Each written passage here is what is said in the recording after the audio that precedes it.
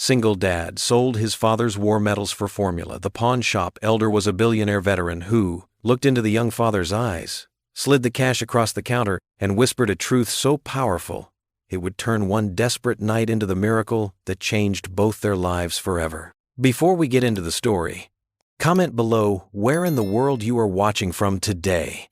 The night pressed against the windows of Ryan Cooper's small apartment, heavy and dark like the weight in his chest. The steady hum of the refrigerator only emphasized the emptiness inside it. Grace's cries pierced the silence, each wail tearing at his heart as he paced the worn carpet, bouncing her gently in his arms. "Shh, sweetheart," he whispered, his voice rough with exhaustion.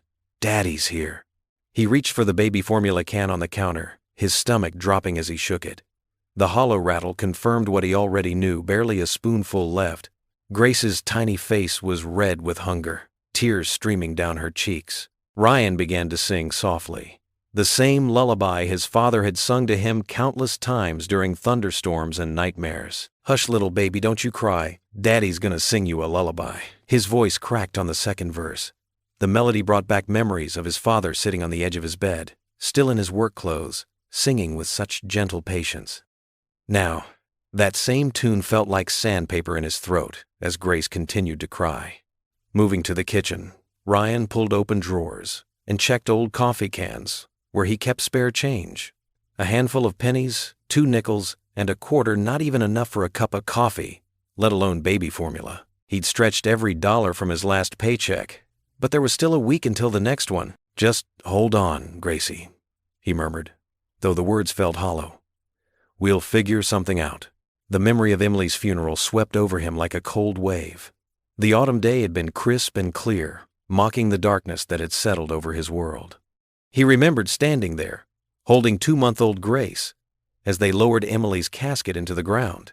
The weight of his daughter in his arms had been both an anchor and a promise. "I'll give her everything she needs," he'd whispered to Emily's headstone that day.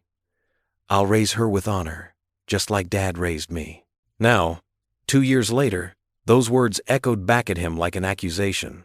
The apartment walls seemed to close in, amplifying Grace's hungry cries.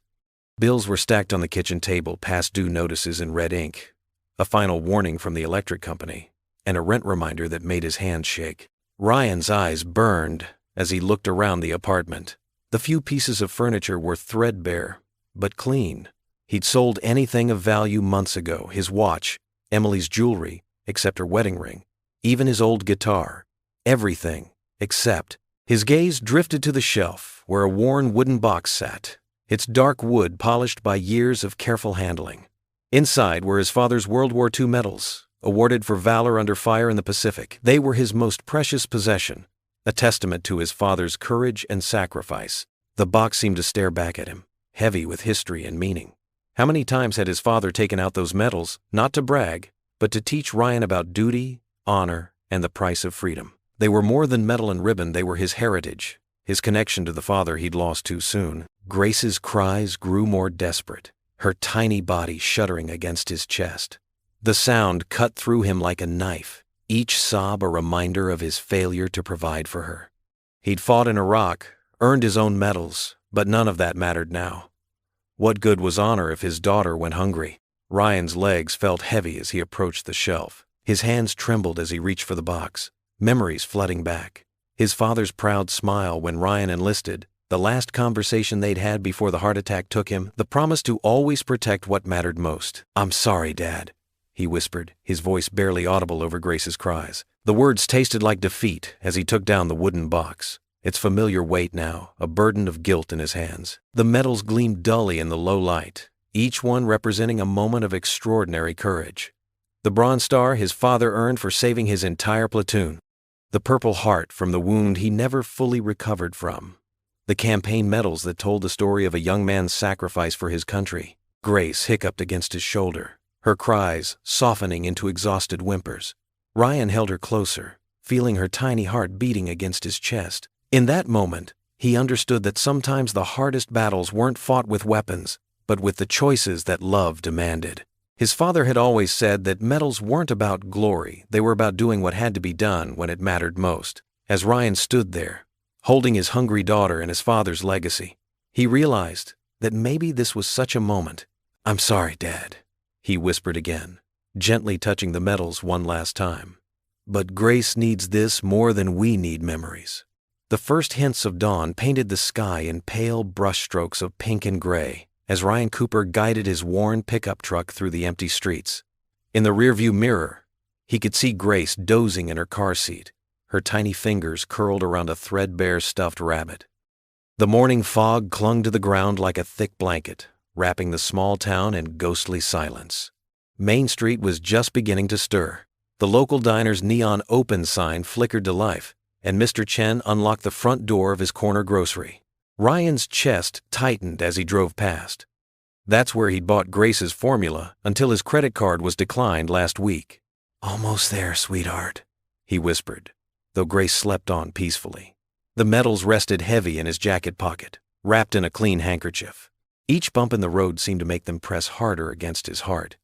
Earl's Pawn and Antiques occupied a narrow brick building wedged between a laundromat and a boarded-up hardware store.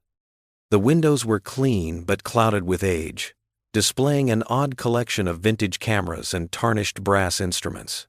A hand-painted sign promised, "Fair prices, honest deals," in faded gold lettering. Ryan parked and sat for a moment, his hands gripping the steering wheel. The morning light caught his wedding ring, and he thought of Emily. What would she think of him now? But Grace's empty bottle from the night before lay accusingly in the cup holder, answering his question. The store's bell chimed softly as Ryan pushed open the heavy wooden door, Grace cradled in one arm. The interior was larger than it appeared from outside, with narrow aisles created by tall shelves stretching toward a tin ceiling. Dusty treasures filled every available space. Old radios, leather-bound books, fishing gear, and countless items Ryan couldn't identify. Ancient clocks of various sizes filled one wall, their combined ticking creating a gentle rhythm like rain on a roof. The air smelled of lemon polish and aged wood, with undertones of machine oil and memories. Morning light filtered through the windows in pale shafts, catching dust motes that danced like tiny stars. "Be right with you," called a voice from the back. Ryan stood at the counter, absently swaying to keep Grace asleep. His fingers traced the edges of the handkerchief in his pocket. Earl Matthews emerged from behind a tall display case, wiping his hands on a cloth. He was tall and straight-backed despite his age, with white hair neatly combed and a clean plaid shirt tucked into pressed khakis. His face bore the weathered lines of someone who'd spent years in the sun, but his blue eyes were sharp and alert. He carried himself with the unmistakable bearing of a military man. "Good morning," Earl said, his voice gentle as he noticed the sleeping baby. "What can I help you with today?" Ryan's throat felt dry. He'd rehearsed this moment a dozen times on the drive over, but now the words stuck like thorns. Grace stirred against his chest, and he drew strength from her warm weight. He began, then had to clear his throat. "I have something to sell." Earl nodded patiently, waiting as Ryan shifted Grace to his other arm and reached into his pocket. The handkerchief came out wrapped around its precious cargo. Ryan's hands shook slightly as he set it on the glass counter and carefully folded back the fabric. The metals caught the morning light, a bronze star, a purple heart, and several campaign medals, their ribbons faded but still proud. They'd been polished recently. Ryan had spent an hour cleaning them the night before, a final act of respect. Earl's expression changed the moment he saw them. The businesslike politeness fell away, replaced by something deeper, more reverent. His hands, when he reached for the metals, moved with the careful precision of someone handling sacred objects. "Vietnam?" Earl asked softly, examining the dates. "World War II," Ryan corrected. "They were my father's." Earl nodded slowly, his fingers tracing the engraved name with careful attention. The only sounds were Grace's soft breathing and the steady ticking of the clocks. After what seemed like hours, Earl looked up. His eyes held neither judgment nor pity, only understanding, which somehow made it harder for Ryan to bear. "These were earned by a man who understood sacrifice," Earl said softly. "Tell me, son, why are you selling them?" Ryan's throat felt tight as he stood before Earl's counter, his calloused fingers tracing the edges of the metal's display case. The morning light filtering through the dusty shop windows caught the brass surfaces, making them shine despite their age. Grace stirred in her carrier, making soft, cooing sounds that echoed in the quiet shop. "Sir, Ryan started, then paused, searching for words that wouldn't sound like excuses. "My wife, Emily. She passed away 2 years ago. Car accident. Left me with our beautiful girl here." He gestured to Grace, managing a small smile that didn't quite reach his eyes. "I worked maintenance at the high school, but with the medical bills from Emily's accident, and now the baby formula." His voice trailed off. Earl's weathered face remained composed, his eyes kind as they moved from the metals to Ryan's face and back again. The old man's hands, spotted with age, but steady, carefully lifted each metal as if handling precious artifacts. "These metals," Ryan continued, his voice barely above a whisper, "they belonged to my father. He never talked much about the war, but he made sure I understood what they meant. Honor, sacrifice, everything he taught me." He swallowed hard. "I wouldn't be here if you had any other choice," Earl finished softly, nodding with understanding. The ancient floorboards creaked beneath his feet as he moved behind the counter. Ryan watched anxiously as Earl made his way to the old brass register. The morning silence was broken only by the gentle ticking of dozens of antique clocks that lined the walls, each marking time at its own pace. Grace whimpered softly, and Ryan automatically reached down to rock her carrier with one hand. The register drawer opened with a sharp ding that made Ryan flinch. He'd researched online what military medals typically went for, preparing himself for a fraction of their sentimental worth. Maybe enough for a few cans of formula, some diapers. Earl's hands emerged from beneath the counter, holding a thick stack of bills. $2,000, he said simply, placing the money on the counter between them. Ryan stared at the cash, certain he'd misheard. That's impossible. These medals, they're not worth anywhere near that much. I can't." "You can, and you will," Earl said firmly but kindly. His eyes, sharp despite his age, held Ryan's gaze. "This isn't charity, son. Consider it an exchange of faith." "I don't understand," Ryan stammered, his hands shaking slightly as he looked at the money. It was more than he made in 2 weeks of work. Earl carefully closed the display case containing the medals and pushed the cash closer to Ryan. "These medals represent one man's sacrifice for others. Now they're doing it again, just in a different way." He smiled, the wrinkles around his eyes deepening. "You'll repay it someday, in your own way." Ryan's vision blurred with unexpected tears. He blinked them back quickly, not wanting to break down in front of this stranger who was showing him such inexplicable kindness. Grace chose that moment to let out a happy gurgle, making both men look down at her. "She has your eyes," Earl observed quietly. "And a fighter's spirit, I'd say." Ryan carefully picked up the money, his movements slow and deliberate, as if afraid it might disappear. "I don't know how to thank you." "Take care of your daughter," Earl replied simply. "That's all the thanks I need." Ryan nodded, unable to find more words. He gathered Grace's carrier, holding it close to his chest. The weight of the cash in his pocket felt both foreign and like a lifeline. As he turned to leave, the morning sun streaming through the shop's front window caught the dust motes in its beam, creating a golden haze around him and Grace. Later that night, Ryan sat in the old rocking chair by his apartment window, holding Grace as she finally, contentedly, drank from a full bottle. Her tiny hands wrapped around his fingers as she drank, her eyes heavy with approaching sleep. The kitchen counter now held rows of formula cans, diapers, and baby supplies. There was food in the refrigerator, gas in the truck, and for the first time in months, the constant knot of anxiety in his chest had loosened slightly. Looking down at his daughter's peaceful face, Ryan whispered, "Maybe things can change." The morning sunlight streamed through Ryan's small kitchen window, casting warm geometric squares of golden light across the worn linoleum floor. Dust motes danced lazily in the amber beams, creating tiny galaxies that shifted with each breath of air from the old radiator. For the first time in weeks, the cheerful sizzle of butter melting on a hot griddle filled the cramped apartment with a rich, comforting aroma that seemed to chase away the lingering shadows of desperation. Grace sat perched in her second-hand high chair, her chubby fingers batting enthusiastically at a bright yellow plastic spoon while she cooed with pure delight at the familiar, promising smell of breakfast. Her little legs kicked with excitement beneath the faded Mickey Mouse bib that had seen better days, and her eyes, so much like Emily's, sparkled with innocent joy. "Just like your mom used to make, sweetheart," Ryan said softly, his voice thick with memory, as he watched the pale pancake batter spread into a perfect expanding circle on the griddle surface. The batter bubbled gently around the edges, promising the kind of fluffy breakfast Emily had made every Sunday morning before Grace was born. He'd actually splurged on real maple syrup, the expensive kind in the glass bottle, and a small container of fresh, plump blueberries. These were luxuries that had been absolutely unthinkable just yesterday, when counting loose change for a loaf of bread felt like an impossible math problem. The sight of their fully stocked refrigerator, humming contentedly in the corner, still made his heart skip with overwhelming gratitude. Milk, eggs, fresh fruit, actual vegetables, instead of whatever was cheapest and closest to expiring.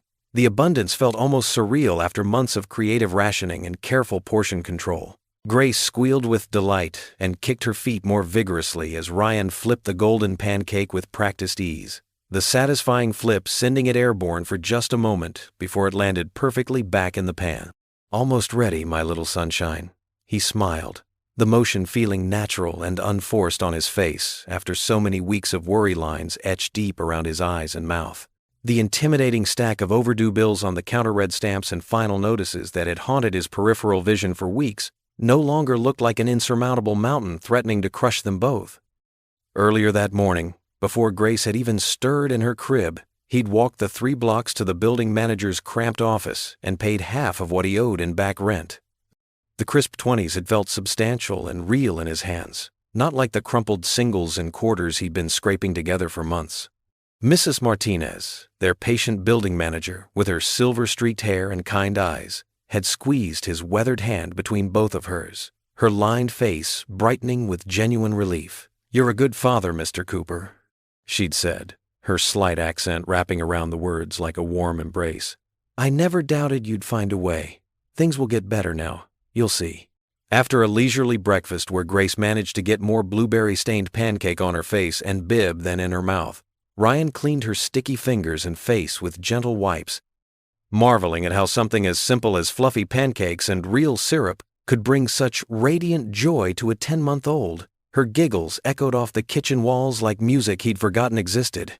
He settled her contentedly in her playpen, surrounded by soft toys and colorful blocks, while he tackled the household tasks he'd been putting off for weeks. The ancient washing machine in the building's dim basement hummed rhythmically with its first full load in over a month. Ryan had bought actual name-brand detergent instead of the generic powder that barely removed stains, and the fresh, clean scent rising from the churning water felt like a small miracle. He'd even found enough quarters in his jacket pocket for the temperamental dryer, which meant Grace's clothes would be soft and warm instead of stiff from air drying on the radiator. Between loads of laundry, Ryan sat at his small, scratched desk by the window, carefully writing on his best piece of paper cream-colored stationery Emily had bought for thank-you notes they'd never had occasion to send. His handwriting, usually hurried and practical, took on deliberate care as he formed each letter. "Dear Mr. Matthews, your unexpected kindness yesterday meant more than you could possibly know. You didn't just help feed my daughter, you gave us both hope when I thought we'd lost it completely. I'd like to thank you properly in person, if you'll allow me." He paused, his pen hovering over the paper, as he searched for words adequate to express the depth of his gratitude without sounding desperate or overly emotional. How could he explain that Earl's generosity had done more than solve an immediate crisis? It had reminded him that goodness still existed in the world, that strangers could care about each other's struggles. In the end, he kept it simple and sincere, signing his name with careful loops and adding his phone number in neat, small numbers below his signature. The afternoon brought unexpected moments of peace that felt foreign after months of constant worry. Mrs. Chen from the apartment next door waved cheerfully as she passed his open window, her weathered face creasing into a smile as Grace's happy giggles drifted into the hallway. "So good to hear that beautiful sound again," she said with the knowing smile of someone who'd noticed the long, quiet weeks that had preceded this morning's laughter. Ryan realized with a start that it had been far too long since genuine joy had filled their small home, since Grace's delighted squeals had echoed off these walls. Between folding warm, sweet-smelling laundry that actually felt soft against his hands and preparing Grace's bottles for the next day with formula that didn't require careful rationing, He browsed job listings on his phone with renewed energy. His security guard certification was still valid for another 8 months, and several promising positions had opened up at the sprawling medical center across town. The pay was decent, the hours steady, and they offered benefits after 90 days. He submitted 3 detailed applications, feeling more qualified and confident than he had in months. His military experience suddenly seeming like an asset rather than a burden. The local newspaper's classified section, spread across his coffee table next to Grace's toys, showed 2 established security firms actively seeking to hire veterans specifically. Ryan circled them with a red pen, already planning his approach, rehearsing in his mind how he'd present his infantry experience as valuable training for civilian security work. His time in Iraq might finally open some doors, instead of just haunting his restless dreams with memories of dusty checkpoints and endless patrols. Around 2 o'clock, with Grace napping peacefully in her car seat, her small chest rising and falling with the steady rhythm of deep sleep, Ryan drove the familiar route back to Earl's Pawn and Antiques. The thank you note sat carefully folded in his shirt pocket, pressed against his heart where he could feel its presence with every breath. He'd even stopped at the corner diner to pick up a small coffee black, the way he'd noticed Earl preferred it during their conversation the night before. But as he pulled his battered sedan into the cramped, pothole-riddled parking lot, his heart sank like a stone dropped into deep water. The familiar neon open sign that had glowed warmly in the window was completely dark, its cheerful red letters cold and lifeless. Through the grimy window glass, he could see that the shop's interior was draped in shadows and stillness. No gentle tick of antique clocks marking time. No warm glow of desktop lamps, creating pools of amber light. No movement or life whatsoever. Ryan stepped out of his car slowly, his boots crunching on loose gravel as he approached the storefront with growing confusion. His footsteps echoed hollowly off the empty concrete, the sound somehow amplified in the strange quiet that surrounded the building.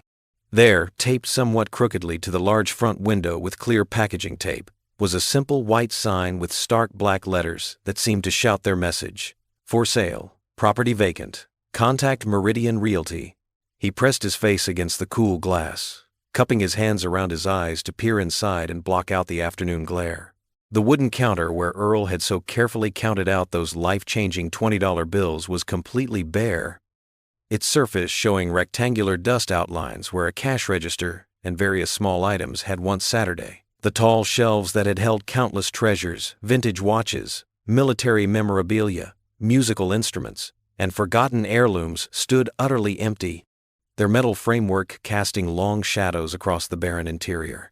Only faint dust outlines remained on the shelves, ghostly reminders of what had filled this space with such character just 24 hours ago.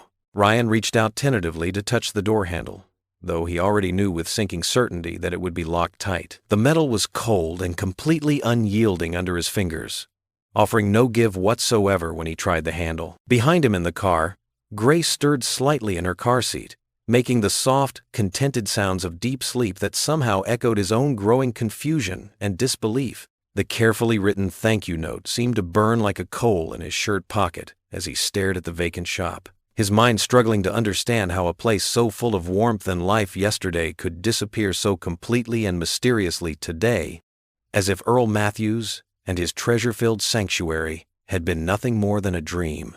Ryan's knuckles rapped against the glass door of Earl's Pawn and Antiques. The hollow sound echoed down the empty street. Through the dusty window, he could see the familiar shelves now bare, their treasures packed away. The vintage clock that had ticked so steadily yesterday hung silent on the wall. "Earl," he called out, cupping his hands around his eyes to peer inside. "Are you there?" Grace squirmed in her carrier, and Ryan adjusted her weight to his other arm. The store remained dark and still. He tried the handle one more time, but it wouldn't budge. The smell of fresh coffee and baking bread wafted from the cafe next door. As Ryan stood there wondering what to do next, the cafe's screen door creaked open. "He's not there, honey," a woman's voice called out. "Left sometime in the night." Ryan turned to see a plump woman in her 60s, wearing a flour-dusted apron, watching him from the cafe's entrance. Her gray hair was pulled back in a neat bun, and laugh lines crinkled around her eyes. "I'm Marla Jensen," she said, wiping her hands on her apron. "I've run this cafe for 30 years. Come on in, you look like you could use a cup of coffee." Ryan hesitated, but Grace chose that moment to fuss. the promise of a warm place to sit won out. "Thank you, ma'am. I'm Ryan Cooper." Inside, the cafe felt like stepping back in time. Red vinyl booths lined the walls, and a chrome-edged counter gleamed under soft lighting. A few early morning regulars hunched over their newspapers and coffee cups. Marla led him to a booth near the window. "Set that sweet baby down and have a seat," she said, already pouring coffee into a thick white mug. "On the house." Ryan settled Grace's carrier beside him in the booth.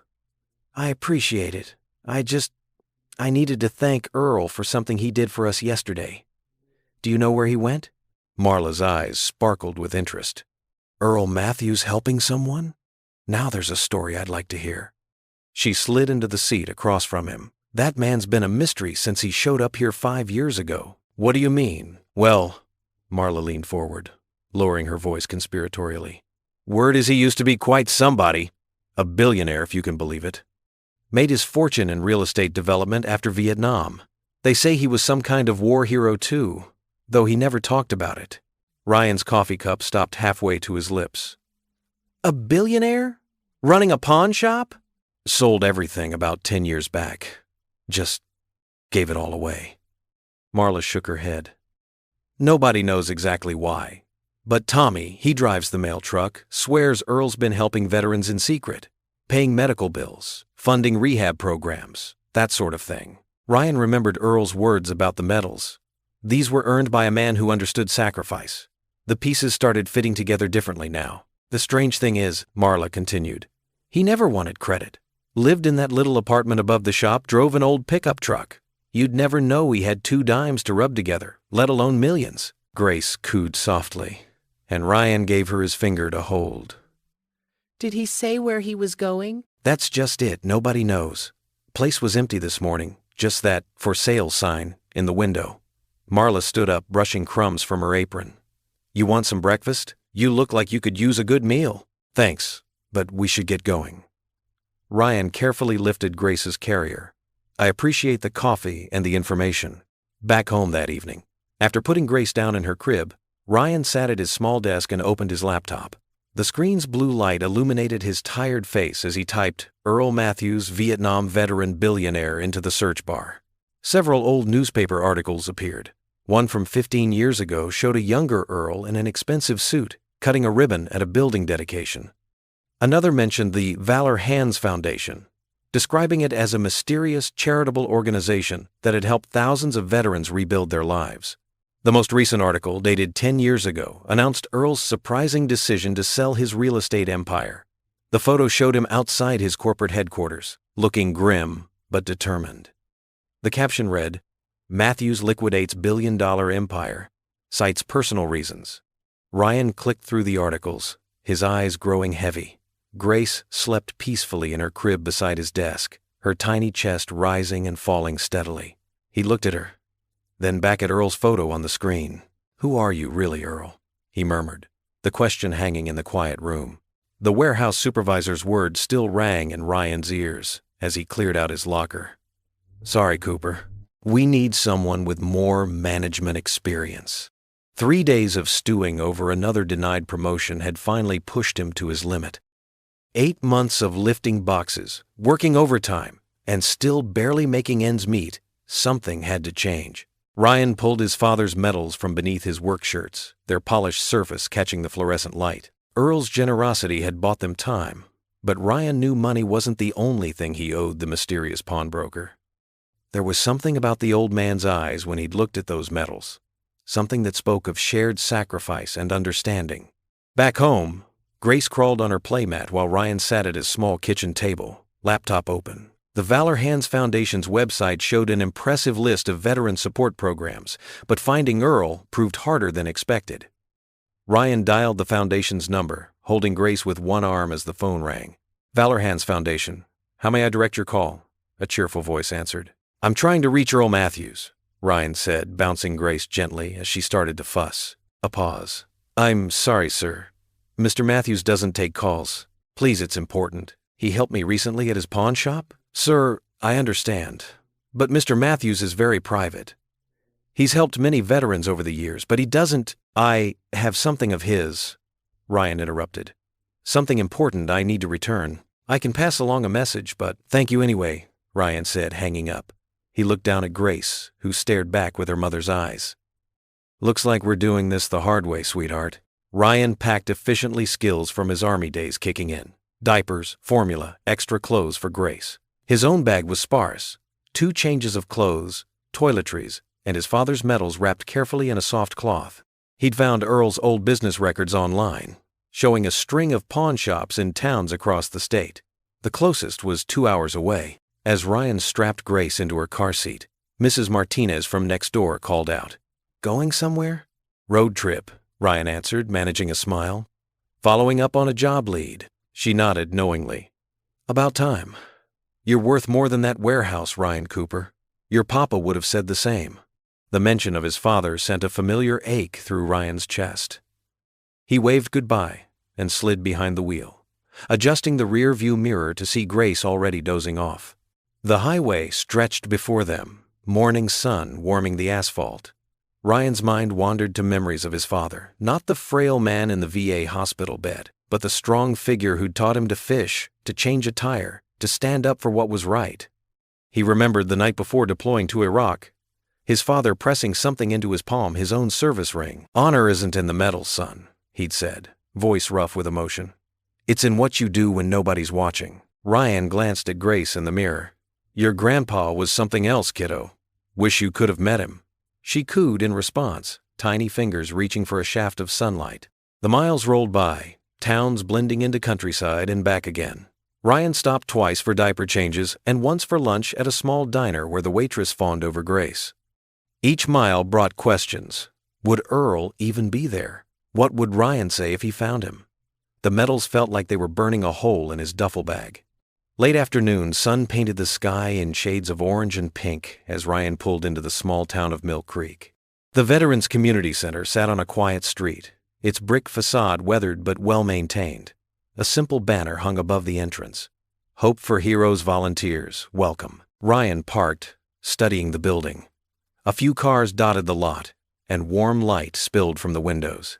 Through the glass, he could see people moving about, some in wheelchairs, others with canes or prosthetic limbs. All of them carried themselves with that unmistakable military bearing. Grace stirred in her car seat, making those little sounds that meant she'd be hungry soon. Ryan reached back to touch her tiny hand. "What do you say, sweetheart? Ready to meet some heroes?" The setting sun cast long shadows across the parking lot as Ryan gathered their bags in Grace's carrier. He stood there for a moment, feeling the weight of his father's medals in his bag and remembering Earl's words about repaying faith in his own way. The glass door squeaked as Ryan pushed it open, the smell of coffee and fresh-baked cookies washing over him. Inside the Veterans Community Center, afternoon sunlight streamed through tall windows, casting warm patches on the worn linoleum floor. Volunteers in red vests moved between folding tables, distributing snacks and paperwork to veterans of various ages. Grace squirmed in her carrier, drawing curious smiles from the people nearby. Ryan adjusted her blanket, scanning the room. His heart nearly stopped when he spotted a familiar figure in gray coveralls, methodically wiping down tables and refilling paper cups. Earl Matthews moved with the same quiet dignity he'd shown in the pawn shop, but here he blended seamlessly into the background. No one seemed to notice the supposed billionaire as he gathered empty coffee cups and wiped down tables with careful precision. His weathered hands worked steadily, his eyes downcast as if trying to remain invisible. Ryan stood frozen, Grace's carrier suddenly feeling heavier in his grip. The weight of the medals in his jacket pockets seemed to increase too, pulling him forward. He watched Earl stop to help an elderly veteran with a walker, guiding him gently to a chair with the natural instinct of someone used to serving others. "Earl," Ryan called softly, not wanting to startle the older man. Earl's shoulders stiffened slightly, but he didn't turn around immediately. He finished helping the veteran get settled, placed a fresh cup of coffee on the table, then slowly faced Ryan. His expression remained carefully neutral, though his eyes flickered briefly to Grace. "You found me." Earl's voice carried the same gentle strength Ryan remembered. "I had a feeling you might." "I needed to thank you properly," Ryan said, stepping closer. "What you did that night, you saved my daughter's life. You saved both of us, really." Earl shook his head, moving to wipe another table. I just helped a soldier's son do what soldiers do: survive. His movements remained steady, practiced. Sometimes we all need a hand up, nothing more to it than that. Ryan reached into his jacket, pulling out the carefully wrapped medals. These belong to you now. I can't keep them, not after everything. No. Earl's response was immediate but quiet. He stopped wiping the table but didn't look up. Those medals were earned. They represent sacrifice, duty, honor. They're not mine to take. But the money you gave me was given freely, Earl interrupted, finally meeting Ryan's eyes. Just like those medals were earned freely. Some things can't be bought back, son. Shouldn't be bought back. Ryan felt his throat tighten. Grace cooed softly in her carrier, drawing Earl's attention.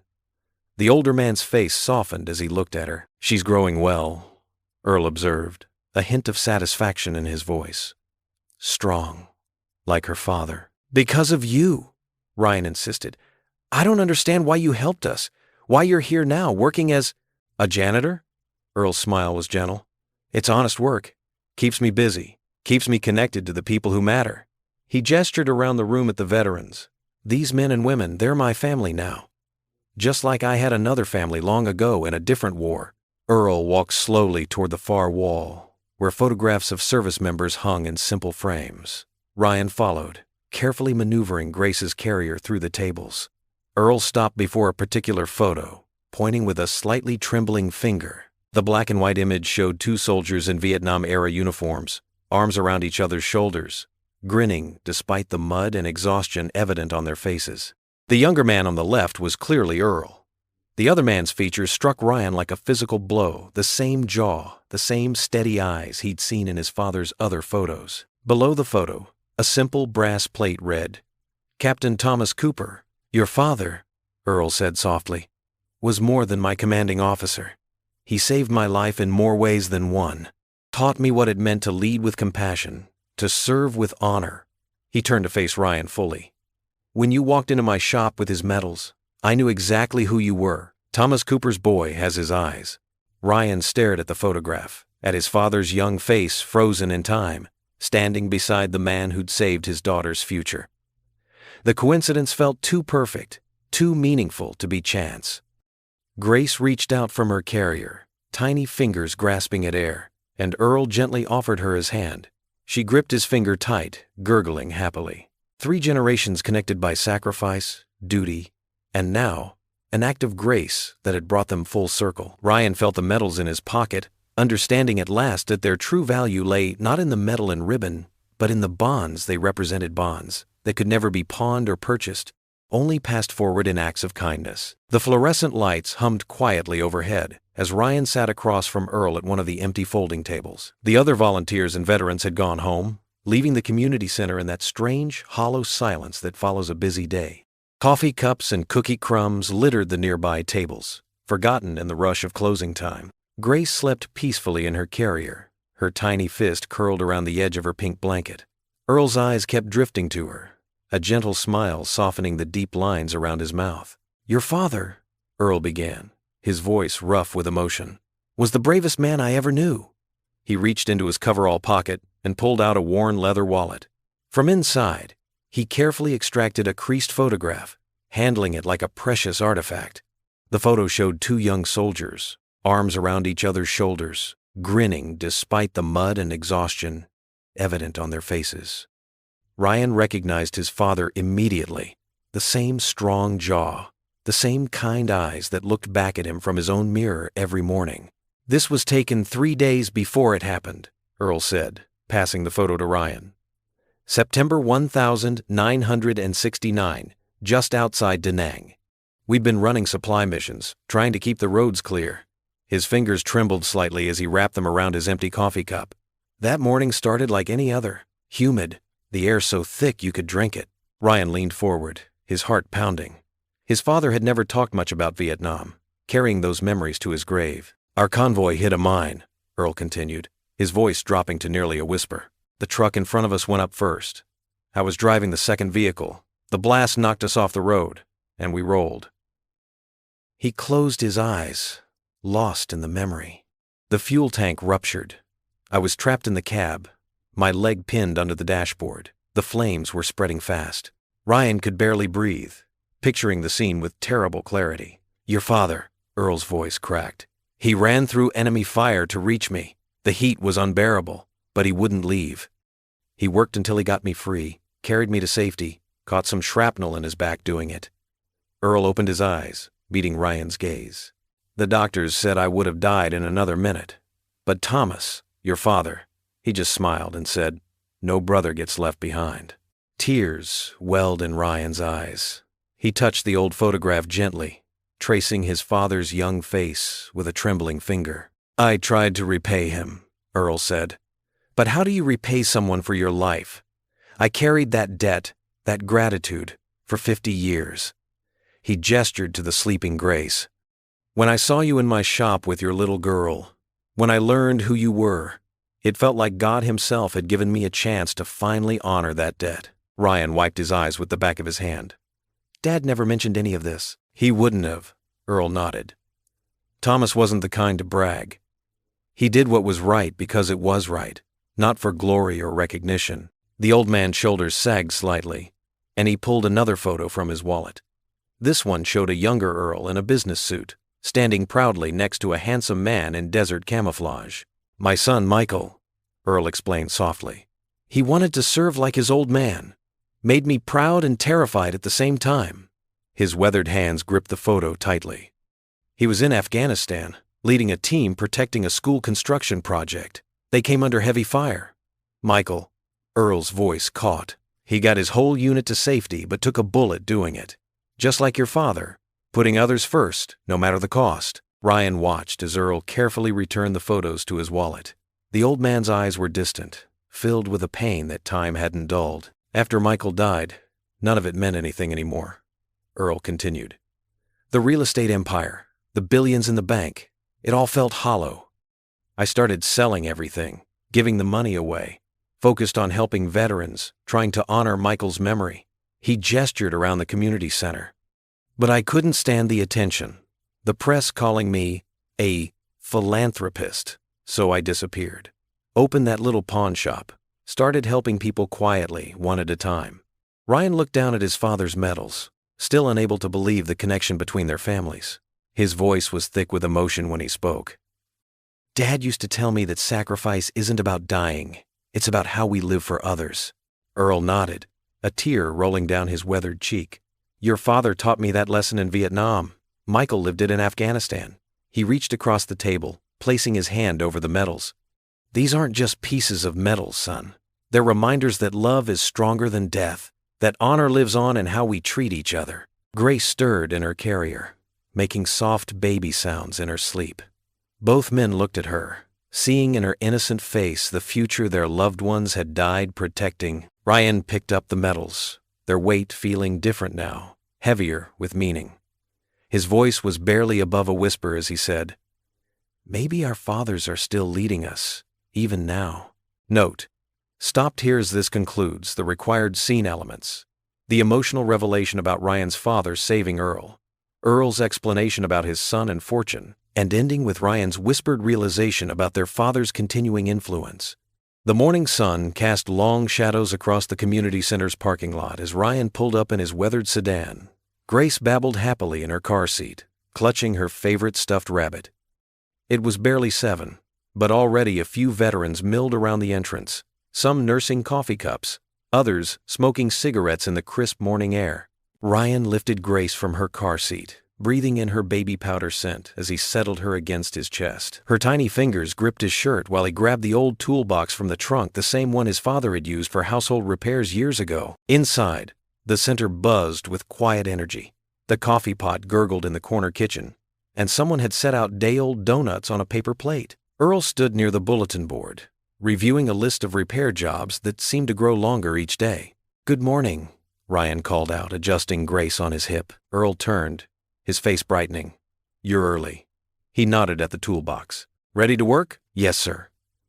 Ryan set Grace up in her portable playpen near the front desk where Mary, an elderly volunteer, had offered to watch her. The other veterans drifted over, cooing at Grace and offering her little waves that made her giggle. Ryan started with the broken door hinges in the counseling room. As he worked, veterans would stop by, some offering to help, others just wanting to talk. A former Marine named Dave held the door steady, while Ryan replaced the pins. "You know," Dave said, his voice quiet, "I couldn't sleep for 3 years after Fallujah. Still can't sometimes." Ryan paused, screwdriver mid-turn. "The nightmares?" "Yeah. You too?" "Used to wake up thinking I was still there. Took me a while to learn it was okay to need help." More veterans gathered as the morning wore on. Between repair jobs, they shared stories not just of war, but of coming home, of struggling to find peace. Ryan fixed a leaky faucet while listening to Tom, a Vietnam vet, describe how gardening helped his anxiety. He patched holes in the drywall as Sarah, who'd served as a medic in Afghanistan, talked about finding purpose in nursing school. Earl moved through the center like a quiet guardian, refilling coffee cups, offering a supportive word here and there. But Ryan noticed how he watched their interactions, saw the pride that straightened his shoulders when veterans who hadn't spoken in weeks joined the conversations. By afternoon, the local news van pulled up outside. A young reporter had heard about the center's work with veterans and wanted to do a feature story. She interviewed several vets, but seemed most interested in Ryan and Earl's unexpected friendship. "It's like a modern fairy tale," she said, adjusting her microphone. "The struggling single dad and the secret billionaire who helped him." Earl shifted uncomfortably. "Just 2 veterans helping each other," he corrected gently. "That's all this place is, about veterans taking care of their own." Ryan nodded, adding, "Sometimes the smallest act of kindness can change everything." He glanced at Grace, who was now being entertained by a group of veterans making silly faces at her. Her laughter echoed through the hall, bringing smiles to weather-worn faces. The camera captured moments throughout the day, Ryan teaching younger vets basic home repair skills, Earl quietly counseling a troubled veteran in the corner, Grace being passed from one set of careful arms to another like a precious symbol of hope. As the day wound down and the news crew packed up, Earl approached Ryan, who was putting away his tools. "You've done good work today, son." Earl's voice was gruff with emotion. "Would you and Grace like to come to dinner tonight?" "Nothing fancy. Just my place out by Miller's Creek." Ryan looked up, surprised. Mary, who was helping clean up nearby, nearly dropped her coffee cup. "Earl Matthews? Inviting someone to his home?" she whispered loudly to another volunteer. "I never thought I'd see the day." Earl's ears reddened slightly, but he held Ryan's gaze. "It's just a small cabin. Not much to look at, but the view of the creek is nice at sunset." Ryan felt the weight of the invitation, understood what it meant for a man who'd walled himself off from the world for so long. "We'd be honored," he said simply. Grace chose that moment to squeal with delight, reaching for Earl's familiar face from Ryan's arms. The old man's eyes crinkled with genuine joy, and for a moment he looked younger, unburdened. "Well, that settles it then," Earl said, chucking Grace under her chin. "Follow my truck when you're ready. It's about time I had some real company for dinner." The cabin's warm light spilled through the windows into the gathering dusk, creating a cozy sanctuary against the autumn chill. Inside, the rich aroma of beef stew filled the small living room where Earl Matthews sat in his worn leather armchair, his weathered hands holding a small wooden toy soldier he'd carved himself. Grace, perched on his knee, reached for it with delighted squeals. "Careful now, little one," Earl said softly, letting her tiny fingers explore the smooth surface. "Been making these longer than your daddy's been alive." Ryan watched from his spot on the threadbare couch, amazed at how natural it felt, his daughter bonding with this man who'd changed their lives so profoundly. The cabin itself told Earl's story. Simple furniture, books everywhere, and walls covered with military photographs and medals, not his own, but those of others he'd helped over the years. "She's usually shy with strangers," Ryan observed, stirring his stew. "But she took to you right away." Earl's eyes crinkled at the corners. "Children and dogs, they know good souls from bad. My Michael used to say that." His voice caught slightly on his son's name. Grace grabbed the wooden soldier, immediately trying to put it in her mouth. Earl chuckled, gently redirecting her attention to the toy's moving arms instead. "You make all these yourself?" Ryan asked, noticing a shelf lined with similar carvings. "Started in Vietnam. Kept the hands busy during watch." Earl adjusted Grace on his knee. "Michael learned too. We'd sit right here, carving together after he came back from deployments. He had bigger dreams, though." Ryan leaned forward, sensing the weight in Earl's words. What kind of dreams? Earl was quiet for a moment, his fingers absently tracing the toy soldier's edges. He wanted to build something. Called it Grace House. Funny coincidence, that name. He glanced at the baby. It was going to be a place for veteran families. Not just a shelter, but a real home. Somewhere kids could play while their parents got back on their feet, where no one had to choose between feeding their children and keeping their dignity. The words hung in the air, heavy with possibility. Ryan set his bowl down, his heart racing with sudden purpose. "We could do it," he said quietly. Earl's head snapped up. "What?" "Build Grace House. Make Michael's dream real." Ryan's voice grew stronger. "The community center's struggling anyway. We could transform it, expand it. You've got the experience, the connections. I know construction, and there are plenty of vets who'd help." "Son, Earl's voice wavered. "I gave away most of my fortune years ago. What's left is tied up in trust funds for veterans' medical care, and the last project I tried." He trailed off, pain flickering across his face. "This isn't about money," Ryan pressed gently. "It's about purpose, about honoring the men who taught us what service means." He reached for his daughter, who crawled happily into his lap. "My dad, your son, they knew the cost of sacrifice. But they also knew the power of building something that lasts." Earl's hands trembled slightly as he set the wooden soldier down. "I'm too old to start over, too tired to fail again." "You're not starting over," Ryan said firmly. "You're continuing what Michael began, what my father fought for." He bounced Grace on his knee, making her giggle. "Look at her, Earl. She's here because you helped us when we were desperate. How many other families need that same chance?" The old man's eyes glistened as he watched Grace reach for the toy soldier again. The cabin grew quiet except for her happy babbling and the soft tick of the grandfather clock in the corner. "Michael used to sketch his plans right there at the kitchen table," Earl finally said, his voice rough with emotion. "He'd talk for hours about having a playground, a garden where the kids could grow things, a place where veterans could heal by helping each other." Ryan nodded, feeling the momentum building. "That's exactly what we need. Not another institution, a home. A real community." Earl stood slowly, walking to a drawer in his desk. He pulled out a worn leather journal and opened it carefully. Inside were detailed sketches, floor plans, garden layouts, notes in a young soldier's determined handwriting. He had it all planned out, Earl whispered, touching the pages gently. "Right down to the color of the front door. Then, let's build it," Ryan said simply. "For Michael. For my dad. For Grace."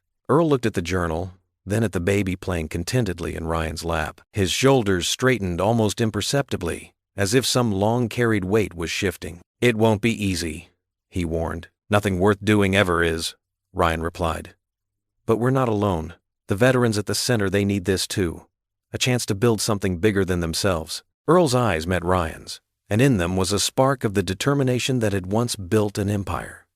He took a deep breath, tears welling but not falling. "Then let's build Grace House," he whispered. Autumn faded into winter as Grace House began taking shape, transforming from dream into reality with each passing day. The abandoned McKinley building, once a crumbling neighborhood eyesore with boarded windows and peeling paint, now buzzed with renewed energy each morning. The sound of hammers and power tools echoed through the halls where silence had reigned for years. Ryan arrived early every day, his breath visible in the cold morning air. Thermos of steaming coffee clutched in one hand while Grace rode snugly bundled against the cold in her carrier. The familiar weight of her against his chest had become a comfort, a reminder of why every nail mattered, every board counted. "Look who's here," Earl called out from across the main floor, where he supervised a group of veterans carefully installing new windows. His voice carried the warmth of genuine affection, and his breath formed small clouds in the crisp air.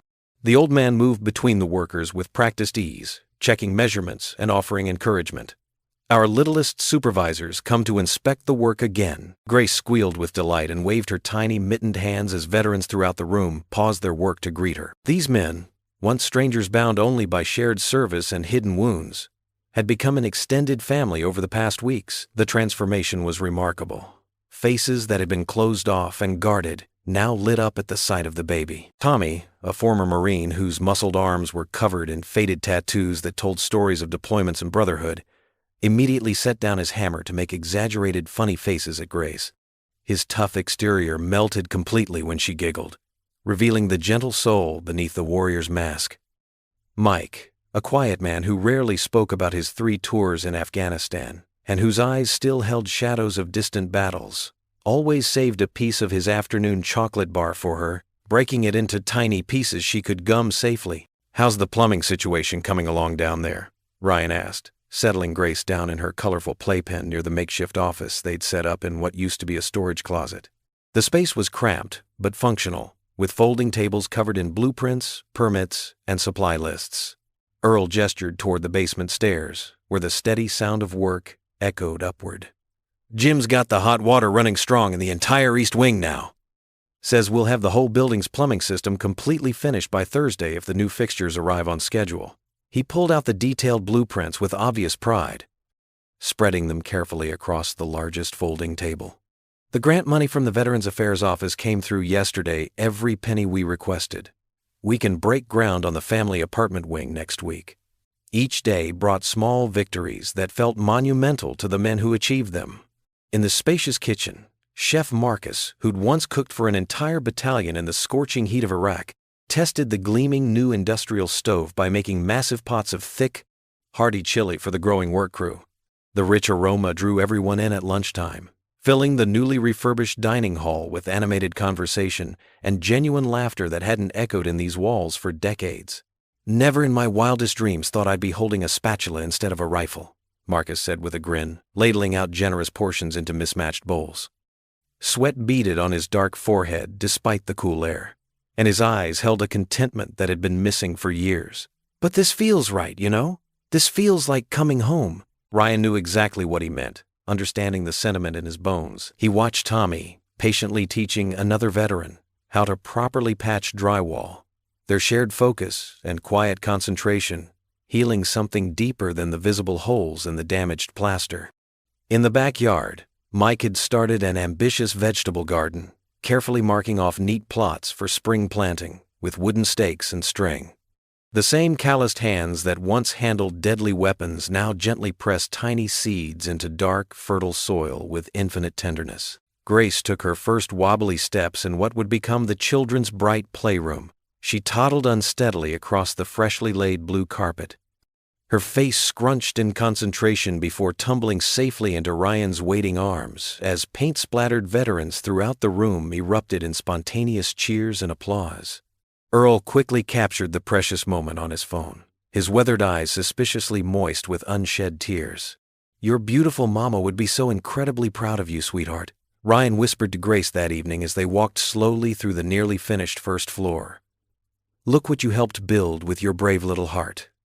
The walls, once gray and neglected with years of abandonment, now shone with warm, welcoming colors, chosen democratically by the veterans themselves.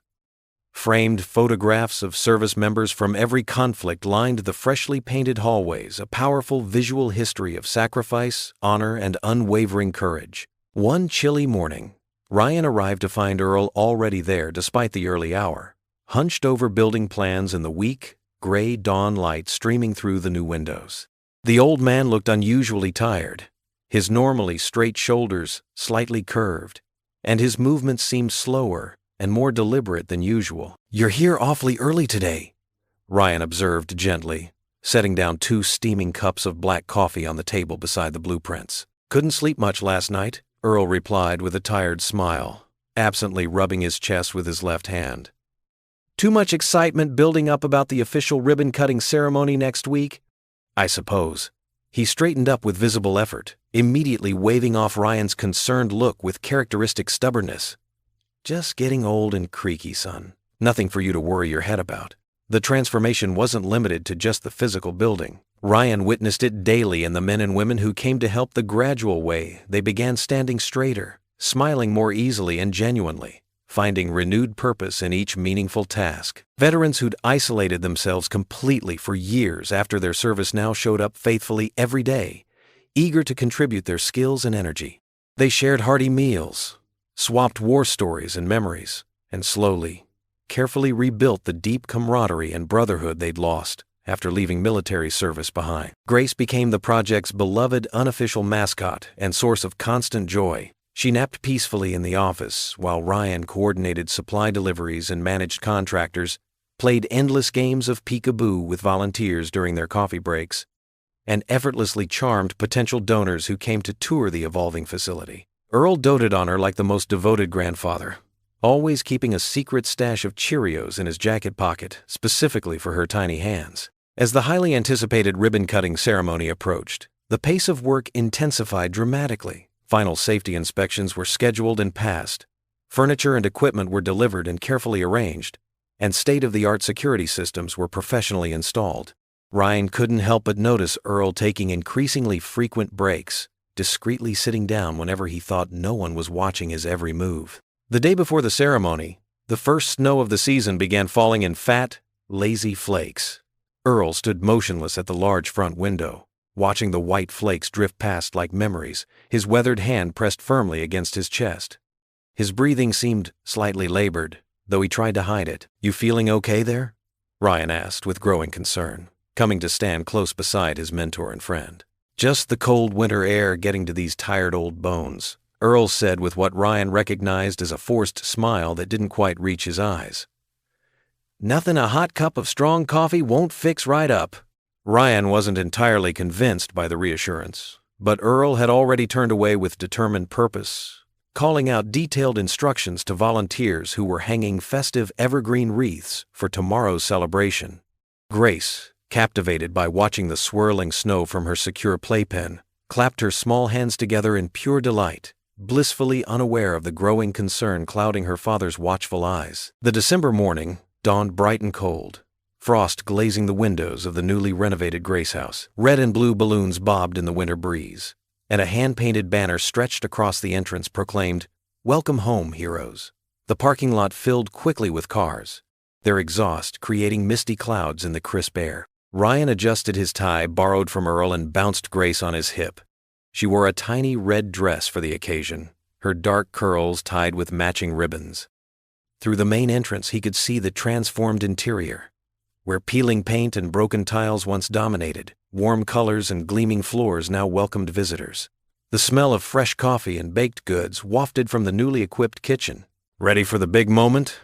Earl appeared beside them, looking distinguished in his navy suit despite signs of fatigue around his eyes. His silver hair was neatly combed, and his Vietnam service pins glinted on his lapel. "As ready as I'll ever be," Ryan replied, noticing how Earl pressed one hand against the wall for support.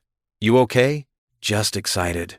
Earl waved off his concern with a smile that didn't quite reach his eyes.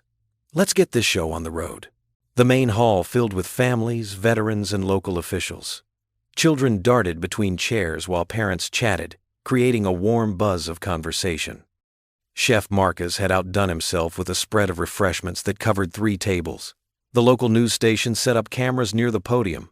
Mayor Wilson stepped up first, praising the initiative and cutting a ceremonial ribbon. Applause echoed through the hall. Several veteran families who would be the first residents shared their stories, moving many to tears. Then it was Ryan's turn. He handed Grace to Earl, who beamed with grandfatherly pride, and approached the podium. The microphone squeaked as he adjusted it.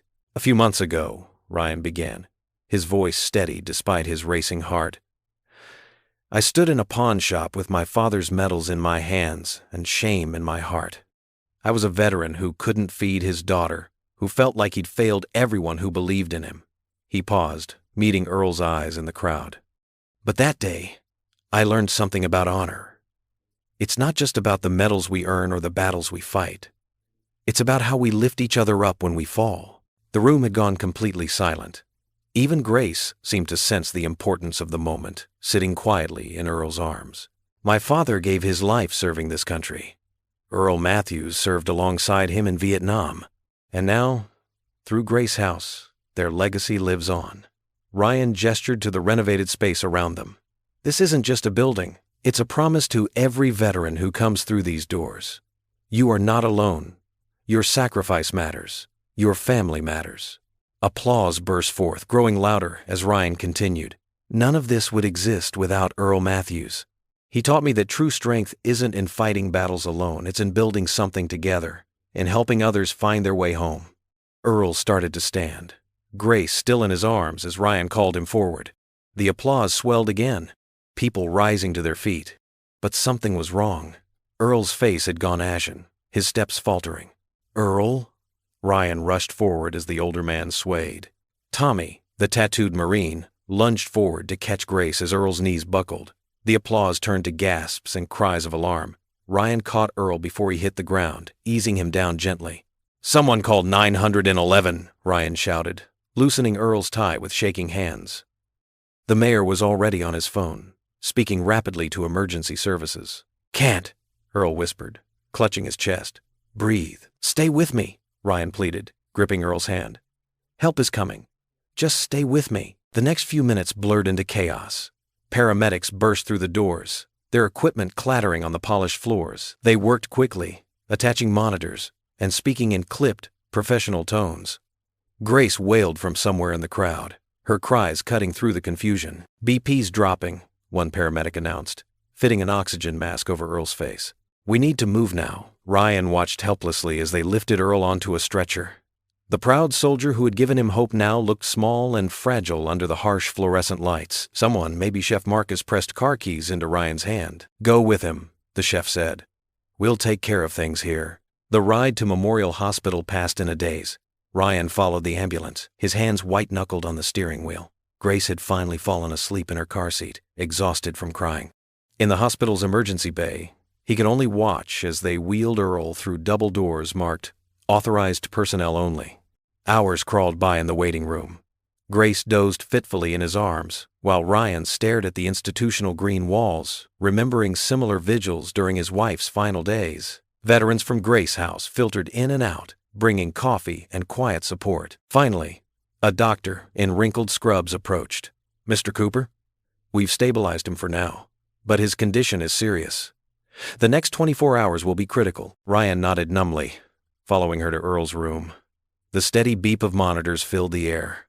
Earl lay still and pale against white sheets, tubes and wires, seemingly everywhere. "Earl?"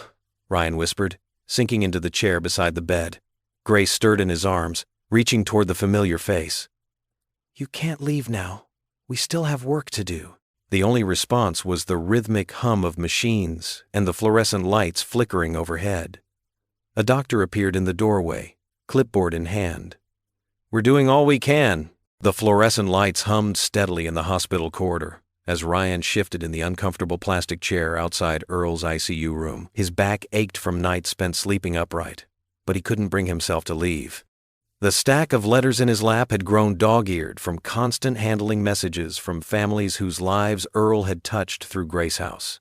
A nurse wheeled a cart past, her shoes squeaking on the polished floor. "Mr. Cooper, you can go in now. They finished the morning check." Ryan nodded gratefully and gathered his things. Grace dozed in her stroller, clutching the wooden toy Earl had carved for her. Dark circles shadowed Ryan's eyes as he pushed the stroller into the sterile room. Earl lay still among a tangle of tubes and wires, the steady beep of monitors marking time. His usually commanding presence seemed diminished against the stark white sheets, his weathered hands motionless on top of the blanket. "Morning, Earl," Ryan said softly, pulling up a chair. "Brought you today's mail from Grace House." He unfolded the first letter, smoothing its creases. "This one's from Maria Rodriguez. Remember how you helped her family find an apartment last month?" He read aloud, his voice steady, despite the emotion tightening his throat. "Mr. Matthews, because of you, my children have their own beds for the first time. My husband smiles again. We pray for your recovery every night." Grace stirred in her stroller, making soft baby sounds. Ryan reached for his phone and pressed record as she babbled, "Papa, Earl."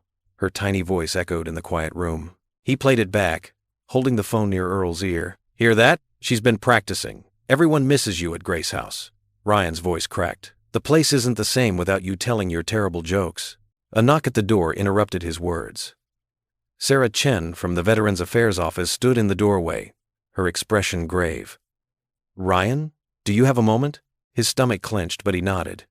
"Of course. Come in." Sarah perched on the room's other chair, clutching a manila folder. "I wish I had better news. The funding approval is stalled in committee. Without it, we can't officially process the families waiting for placement." Ryan's jaw tightened. "How long?" "Could be weeks.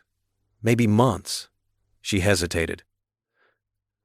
Some board members are suggesting we suspend operations until— No, Ryan's voice was firm. Earl wouldn't want that. These families need us now, not when some committee decides to stamp the right forms. But without proper funding, Earl taught me something. Ryan reached for Grace's hand as she reached up to him. He said faith isn't for when things are easy. It's for moments exactly like this. Sarah's expression softened. You sound just like him. Throughout the day, a steady stream of visitors filled the small room. Veterans from the community center brought flowers and cards. Marcus, their chef, arrived with containers of Earl's favorite beef stew for when he wakes up. Each person shared a story about Earl's kindness, building a tapestry of hope in the sterile space. As evening settled in and the visitors trickled away, Ryan sat alone with Earl in the growing darkness. Grace had finally fallen asleep in her stroller, her peaceful breathing a counterpoint to the mechanical sounds of the medical equipment. He took Earl's hand, careful of the IV line. The skin felt cool and papery beneath his fingers. I know you can hear me, Ryan whispered. Grace House needs you. I need you. If you wake up, I'll finish what we started, whatever it takes. The monitors beeped steadily in response, marking another night of vigil ahead. Ryan pulled out another letter, this one from a young veteran named James, who'd found purpose again helping with Grace House renovations. The paper rustled as he unfolded it, preparing to read through another long night of waiting and hoping. The scent of antiseptic hung in the air as Ryan settled deeper into his chair, determined to keep his promise to Earl, to Grace, to all the families counting on them. Outside the window, stars began to appear in the darkening sky, silent witnesses to his unwavering faith in the man who had changed so many lives, including his own. Morning sunlight crept through the hospital windows, casting long shadows across the linoleum floor. Ryan rubbed his tired eyes, his shoulders stiff from another night in the chair beside Earl's bed. The steady beep of monitors had become a familiar rhythm, almost like a lullaby that kept him tethered to hope. A young nurse entered with quiet efficiency, checking Earl's vitals. His numbers are stable, she said softly. Why don't you take a break? Get some fresh air? Ryan shook his head. I need to stay close. His gaze drifted to the small pile of Earl's personal effects on the bedside table. A wallet, a watch, and a worn leather bag the paramedics had brought from Grace House. The nurse smiled kindly. At least let me bring you some coffee. Those belongings aren't going anywhere. After she left, Ryan found himself drawn to the leather bag. He'd been avoiding looking through Earl's things, as if doing so might somehow admit defeat. But something tugged at him now, a whisper of intuition he couldn't ignore. His hands trembled slightly as he opened the bag. Inside, beneath a few personal items, lay a cream-colored envelope. The words, "For when I'm gone," were written in Earl's precise handwriting. Ryan's heart clenched. You knew, he whispered to Earl's still form. You knew something might happen. The envelope felt heavy in his hands, like it carried more than just paper. Ryan glanced at Earl's peaceful face, searching for permission in features that had become as familiar as family. After a long moment, he carefully broke the seal. Inside, he found several documents, legal papers with official letterheads and stamps. As he read, his breath caught. The first document was a trust agreement, establishing the Grace House Foundation with substantial funding. Ryan's name appeared prominently as the designated executor. Oh, Earl, he breathed, his vision blurring. But there was more. Behind the legal papers lay a handwritten letter, the paper soft as if it had been handled many times before being sealed away. Dear Ryan, if you're reading this, I suppose my old heart finally decided to remind me I'm not as young as I used to be.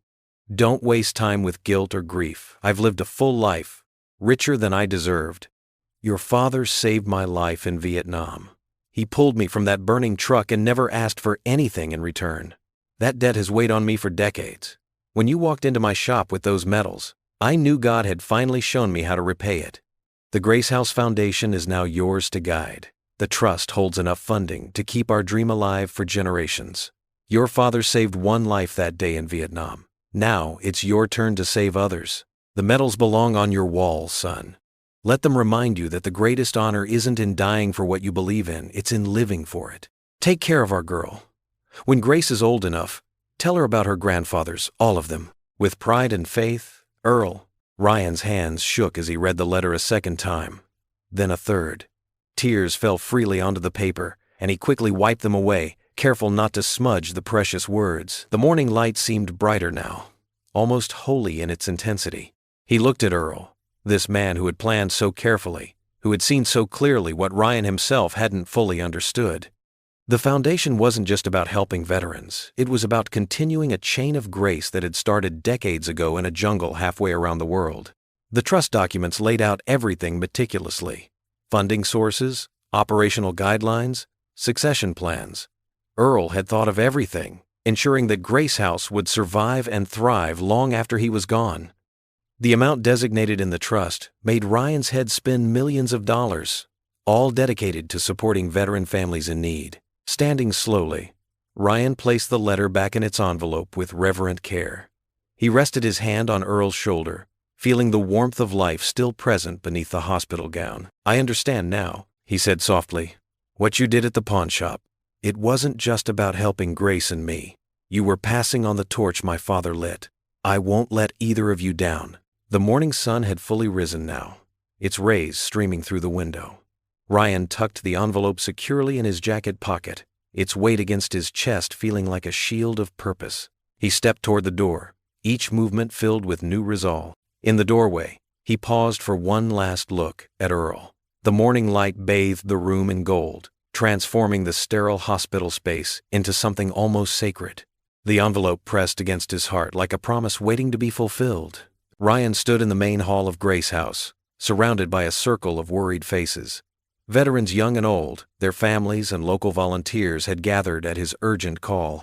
The morning light filtered through the newly cleaned windows, highlighting the fresh paint and repaired walls all Earl's vision brought to life. "I know things look rough right now," Ryan began, his voice steady despite his exhaustion. But Earl Matthews didn't build this place for it to close after one setback. He held Grace close to his chest, drawing strength from her peaceful weight.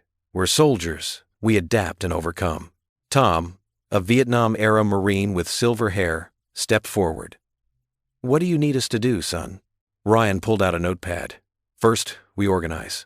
Sarah, you mentioned your church group does bake sales?" A woman in her 60s nodded enthusiastically. "Perfect. Pete, you still make those wooden toys in your workshop?"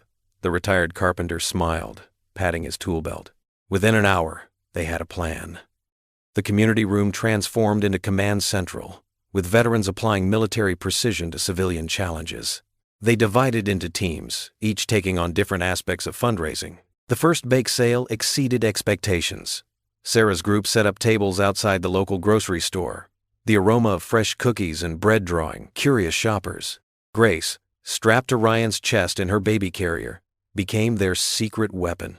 Her bright smiles and grabby hands made even the most hurried passers-by stop and listen to their story. "This little one," Ryan would say, touching Grace's cheek.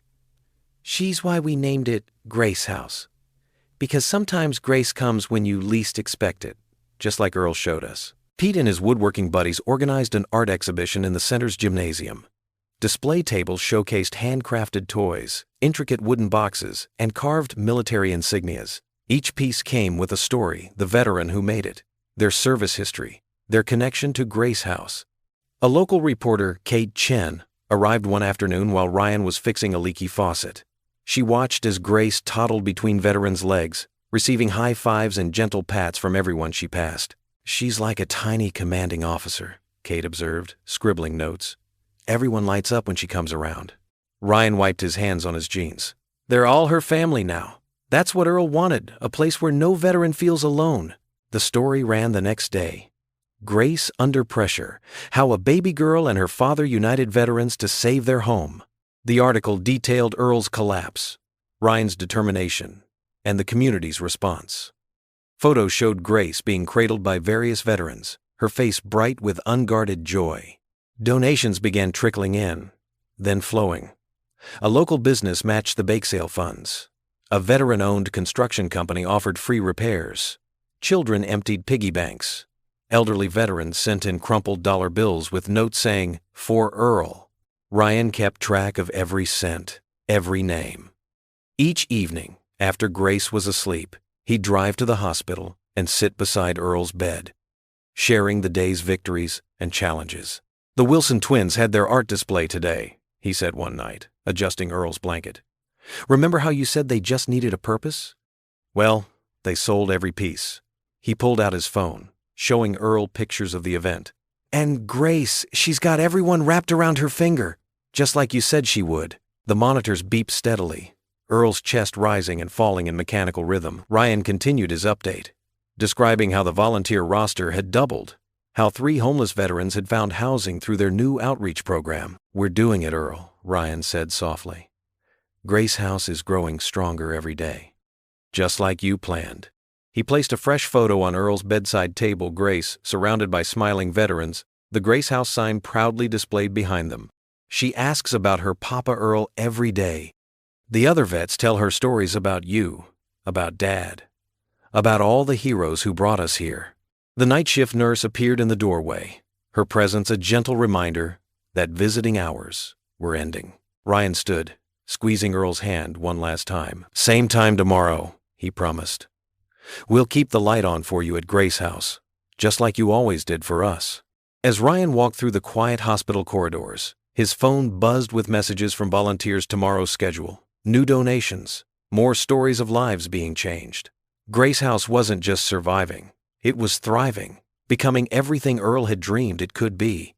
In the parking lot, Ryan paused to look up at Earl's window. The warm glow of the room lit a beacon in the darkness. Tomorrow would bring new challenges, new opportunities to serve. But tonight, he could rest knowing they were honoring Earl's legacy, one act of grace at a time. He climbed into his truck, the folder of donation records tucked safely beside him. Another day of keeping promises, of building bridges between broken souls, of turning pain into purpose, just as Earl had taught him, just as Grace reminded them all was possible. The antiseptic smell of the hospital had become as familiar to Ryan as Grace's baby powder. He trudged down the corridor, his boots squeaking against the freshly mopped floor, carrying a stack of Grace House photos to share with Earl, even if the old man couldn't respond. But today felt different. The morning nurse, Sandra, rushed toward him with a broad smile that made his heart skip. "He's awake!" she exclaimed. "Been asking for you since dawn."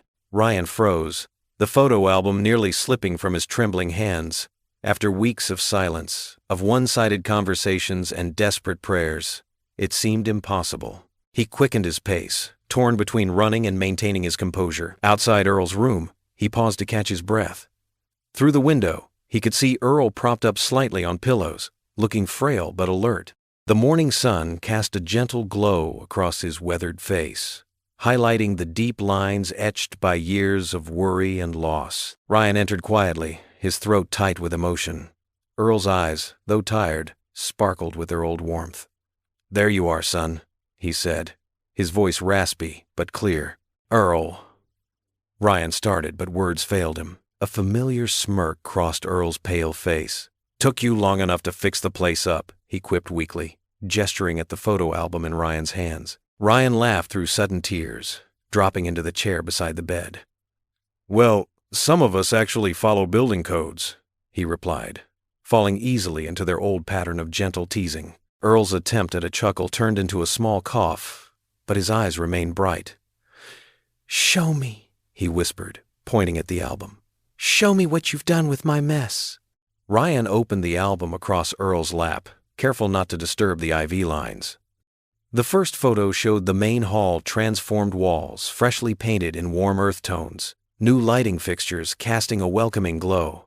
Veterans and their families filled the space, sharing a community dinner. "Remember how dark it was?" Ryan said, pointing to the before photo beside it. "The electrician, you remember Jim from the center? He donated all the fixtures. Said it was the least he could do after you helped his son through rehab last year." Earl traced the images with a trembling finger. "The tables," he murmured. "All handmade," Ryan confirmed. "The woodworking group wanted to contribute. They've been meeting twice a week now, teaching younger vets the trade." Page after page, Ryan shared the revival of Grace House. The old kitchen now gleamed with donated appliances and hosted cooking classes.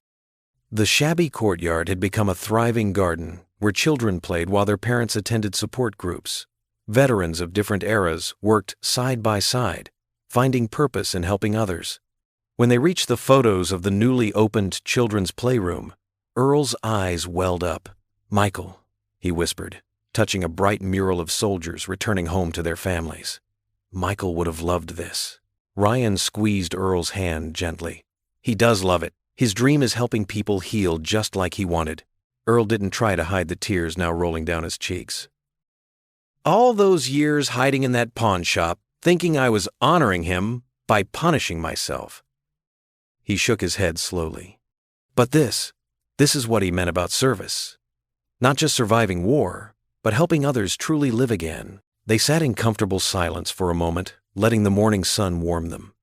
Earl's gaze drifted to the window, then back to Ryan. "Grace?" he asked hopefully. "Is she?" "She's right outside with the nurse." Ryan smiled.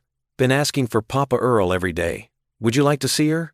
Earl nodded, trying to sit up straighter. Ryan stepped into the hallway and returned with Grace toddling beside him, her small hand clutching his finger. She wore a tiny flower dress Earl had bought her weeks ago, her dark curls bouncing with each step. At the sight of Earl, Grace's face lit up with pure joy. "Papa!" she exclaimed, reaching toward the bed. Ryan lifted her carefully, setting her on the edge of Earl's bed. Earl's eyes shone as she crawled closer, completely unafraid of the tubes and machines. "Hello, precious girl," Earl whispered, his voice thick with emotion. Grace patted his face with her tiny hands, babbling happily.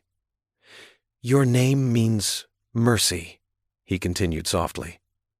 "And you've brought plenty to me." Ryan watched them together, his own vision blurring. In that moment, he saw 3 generations of service and sacrifice, love and redemption, all bound together by a baby's innocent trust and an old soldier's renewed heart. Grace settled against Earl's chest, content as he stroked her curls with shaking fingers. The morning sun painted them in gentle gold, grandfather and grandchild, their bond transcending blood and time. In the peaceful quiet, broken only by Grace's happy murmurs, Ryan saw the true meaning of family, not just those we're born to, but those we choose to love and serve. The morning sun cast long shadows through the windows of Grace House when Ryan received the call. Earl had slipped away quietly in his sleep, just as dawn broke over the horizon. The news settled into Ryan's chest like a heavy stone, even though they'd all known this day was coming. Word spread quickly through the small town. By afternoon, flowers and handwritten notes appeared at Grace House's entrance. Veterans, young and old, stood in silent tribute, some with tears streaming down weathered faces, others offering crisp salutes to honor the man who had given them back their dignity. 3 days later, the main hall of Grace House transformed for Earl's memorial service. Rows of folding chairs filled quickly with townspeople, veterans, and families whose lives Earl had touched.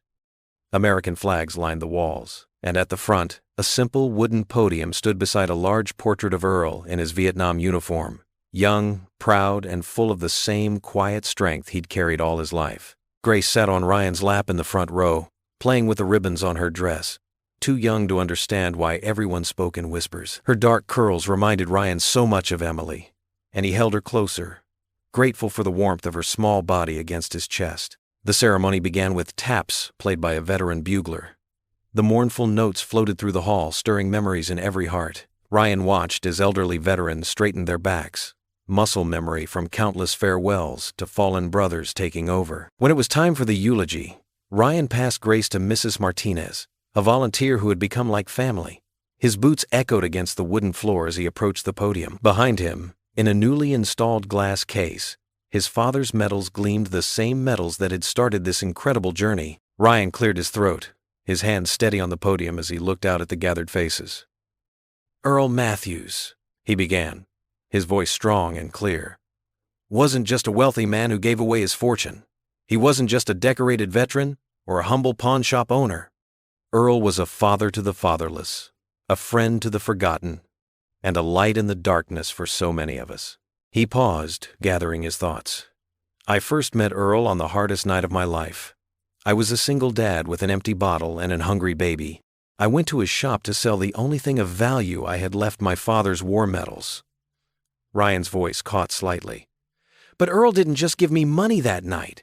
He gave me back my dignity. He showed me that sometimes the bravest thing we can do is accept help when we need it most." The audience sat in respectful silence as Ryan continued. "Later, I learned that Earl had served with my father in Vietnam. that my father had saved his life. And in return, decades later, Earl saved mine and my daughter's. He gestured to the medals in their case. These medals represent a chain of service and sacrifice that spans generations.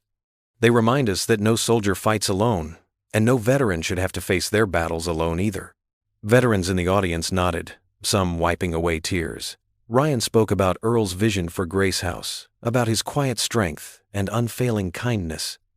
He told them about Earl's own loss, his son Michael in Afghanistan, and how that pain had driven him to help others instead of becoming bitter. Earl taught me that faith isn't just about believing in better days, Ryan said, his voice growing stronger. It's about creating them.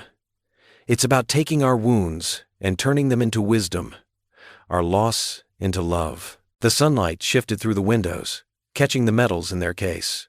For a moment, the entire wall seemed to glow with golden light. Several veterans gasped softly at the timing, as if nature itself was offering a final salute.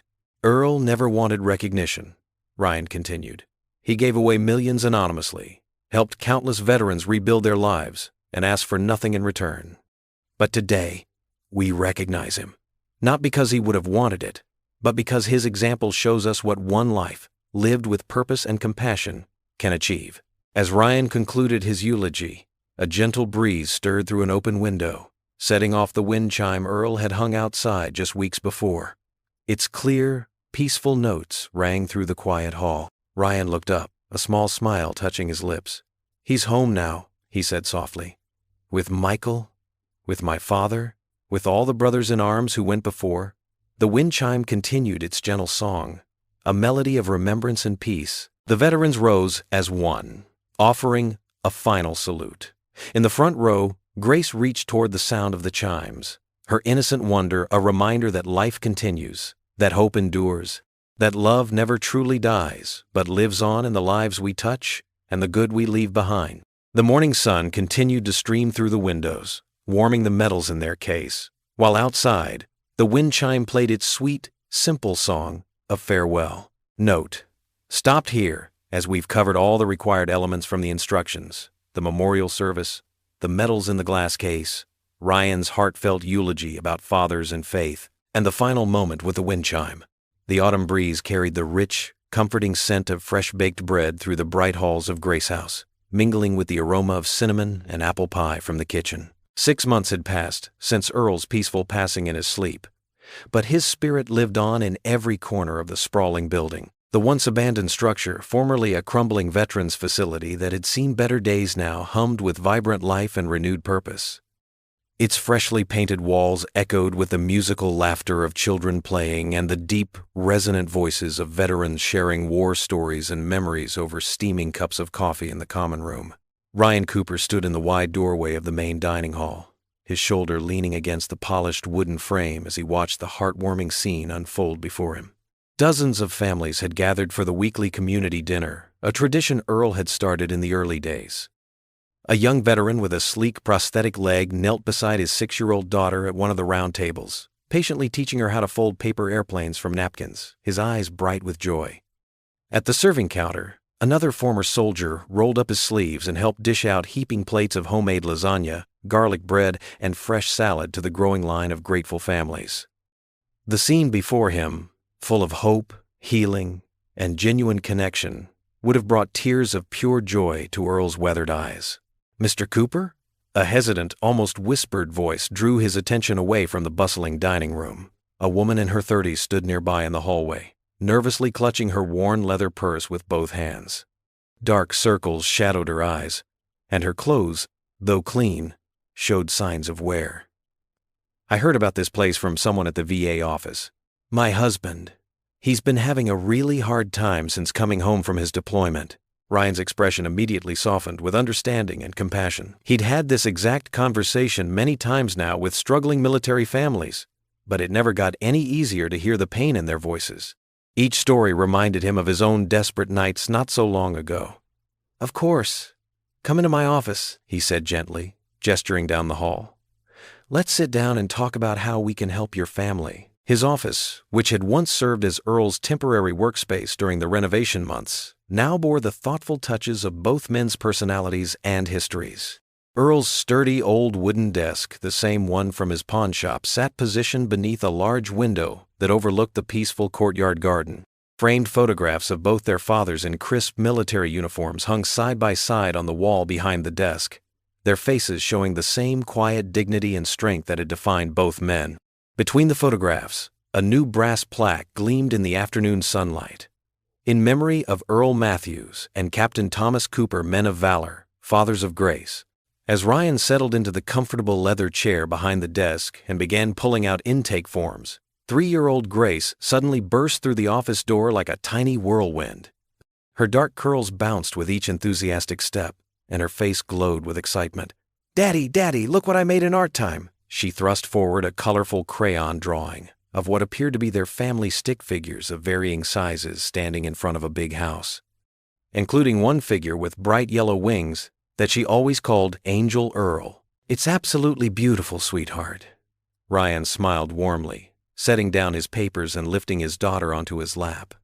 Her small weight against his chest always brought him instant comfort. He turned to the nervous woman across from his desk. "This is my daughter Grace. The house is named after her. She's our inspiration for everything we do here." The woman's tense shoulders relaxed slightly as Grace turned in her father's arms and waved enthusiastically with her whole hand. "Hi there! Do you want to color pictures with me? I have lots of crayons!" "Maybe later, honey," Ryan said softly, smoothing down Grace's unruly curls. "Why don't you go help Miss Sarah in the kitchen?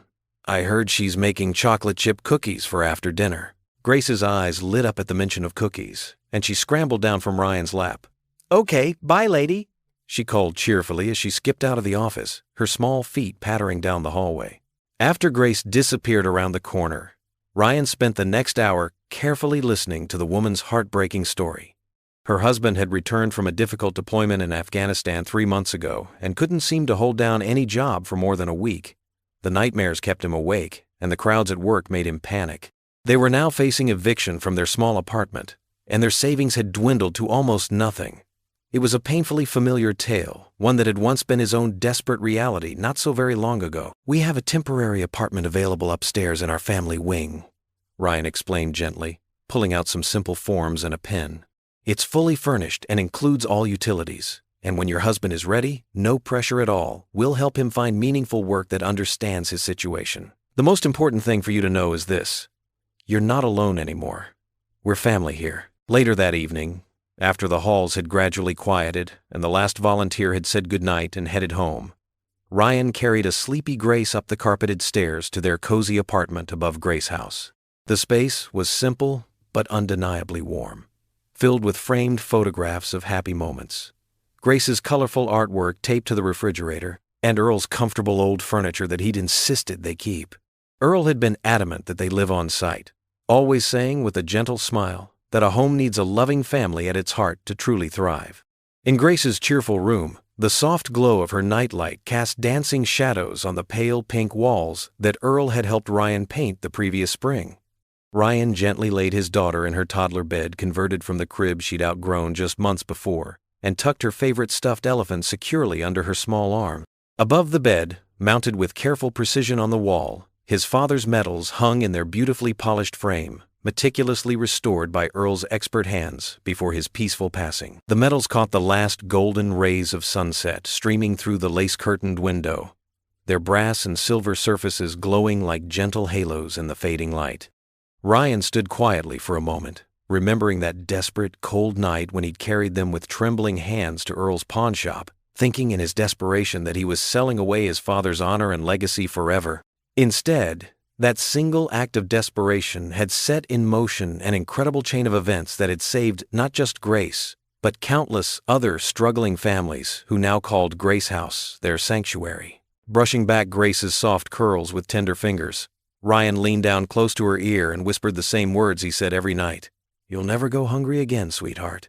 Grandpa's medals will always protect you, and Angel Earl is watching over us both." The medals gleamed softly in response to his words, their warm light seeming to embrace both father and daughter in a protective glow, eternal symbols of grace, redemption, sacrifice, and the kind of love that transcends generations. Through the open window came the gentle sound of wind chimes, Earl's favorites that still hung from the old oak tree in the courtyard. their soft, melodic tinkling a constant reminder that some bonds never break, and that true love, like true sacrifice, lives on forever in the hearts it touches and transforms. Ryan settled into the comfortable rocking chair beside Grace's bed, watching the steady rise and fall of her chest as she slept peacefully. In the quiet moment, surrounded by the soft sounds of evening, he could almost hear Earl's warm voice echoing in his memory. "Your father's bravery fed me once. His son's courage fed my soul." The profound words echoed in his heart as the last golden light of day painted the room in beautiful shades of amber and rose. The metals above, catching and holding the fading light like captured stars, a lasting testament to the power of grace, the strength found in unexpected connections, and the healing that comes when broken people choose to help other broken people find their way home. What would you do if you were in their place? Comment your answer below, and let's see how you'd rewrite the ending. If you enjoyed the story of Ryan Cooper, I handpicked the next story that you will enjoy. Please don't miss this one. Click here to watch it.